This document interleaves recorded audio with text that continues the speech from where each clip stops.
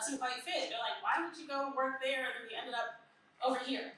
When we share that type of stuff, that's the stuff that adds meaning to our story, that we go from having a story just like everybody else that's perfect and curated, and yeah, they may share a few mistakes, they may share a few struggles, but nobody's really sharing the messy parts.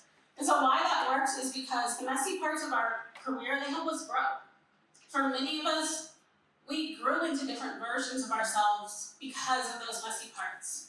The messy parts of our career also teach us what matters most. Many of us, when we hit a messy part, we have to make a hard decision on what matters to us. And we have to decide which way we're going to go. We're looking at a fork in the road. And so to make those decisions, you have to decide, okay, what matters more to me? And for many of us, that teaches us values that we still live by today in our career. And the last thing that happens from the messy parts of our story as well, they really do shape us into who we are. They don't just help us grow. For many of us, if we take out the messy parts of our story, we're literally taking parts of ourselves away. So how do you share? Well, here are a few ways you share, but the overall goal I want you to get from this is when you share the messy parts of your story, this I don't want you to make about you. Honestly, none of this I want you to make about you, but this one especially, don't make sharing the messy part of your story about advancing in your career and building your brand. No, I want you to make this about someone else, and I want you to share something that you think will uplift and inspire someone else.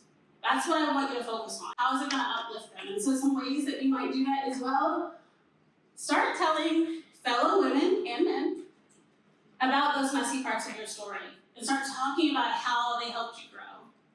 Many of you have probably had a mentee at some point. Tell them. If you don't have a mentee, find one and tell them. Hey, tell your mentor. As I said, I had someone read a messy part for me that I consider a mentor now, and he has told me, he's like, Tiffany, your authenticity, I learn new things from it every day. Like, I want to be more of just myself. But tell someone. Another thing that you can do as well, start infusing those values that you learn from the messy parts of your story into your leadership. Like, start leading with those. Start telling your team about them. Start telling your coworkers, start telling your bosses, like, put that into your leadership. And so the last thing, tell your network how it influenced you. Like I did, you don't have to post a video and go into your life story like I did. But start talking about this more in your network.